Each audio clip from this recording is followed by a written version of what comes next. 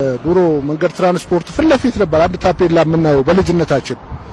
አዲስ አበባ ማለት እስከዛ ድረስ ነው። ከዛ በታች ያለው በአቃቂ በቀሊቲ በዚህ በኩል እስከ ገላን ኦሮሞች ነበር ማስተዳድሩት። አሁን ፉሪ እና ሀደበይ የሚባሉ ወደዛ ባለባቶች ራሳቸው ባለባቶች አሉ።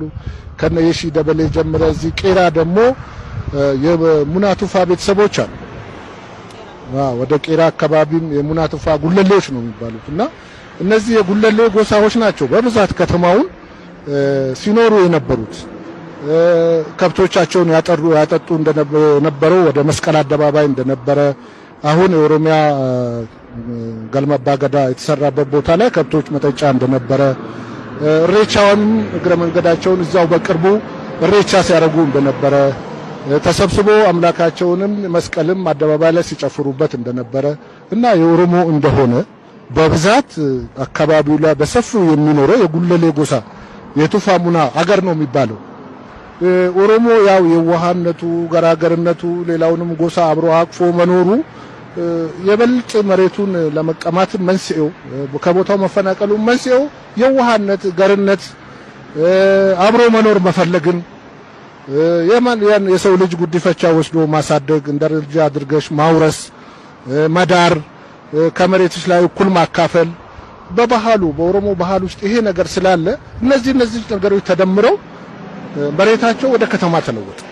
ዱፋ የሚባል ወንዝ አለ። የመስቀለት ሁላችንም እዛ ነው የምንገናኘው። እዛ ስንጨፍር መዋል ነው። መሬቱ ሰፊ ነው እና በኦሮምኛ ነው የምትጨፍሪው፣ በኦሮምኛ ነው የምትነጋገር። እናንተ ለምንድን ነው አማርኛ ትታችሁ በኦሮምኛ የምታወሩት አሉ። እኛ ስለማንችል ነው፣ ለክፋት አይደለም።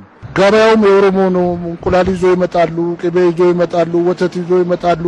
እዛም ከብት እርባታ ያላቸው ሰዎች በነፃ ይሸጡናል። በነፃ ነው የምንጠጣው። በፊደሉ ለመማር ማንም ሰው እድል አላገኘም። እኔ የማይገባኝ ነገር አለ። ምን አለበት አሮጌ ነገር ቆይቶ ታሪኩ ስሙ ባይጠፋና እንዳረጀም ቢቆይ ስልጣኔም ብኖር አግባብ ባለው ነገር እየሰለጠንን የነበሩ ነገሮቻችን ጉዱላችን ስማችን ባይጠፋ ስሙ ባይጠፋ የኦሮሞም ባህሉም ስሙም ባይጠፋ ኦሮሞ ማንንም አይበድል ማንንም አይነካም። ግን የስሙ ማጥፋት ከምን እንደሆነ ምንጩ ምን እንደሆነ አይገባኝም።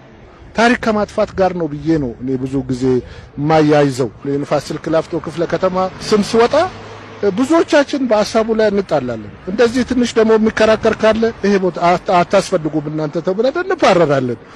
እና ያ ስም ለምን እንዲጠፋ እንደተፈለገ የቱፋ ሙና ስም ለምን መጥፋት እንደተፈለገ ነደበላዩ ስም ለምን መጥፋት እንደተፈለገ እነዚህ ነገሮች እንግዲህ እኔ ለአዋቂዎች ብተው ነው የሚሻለው።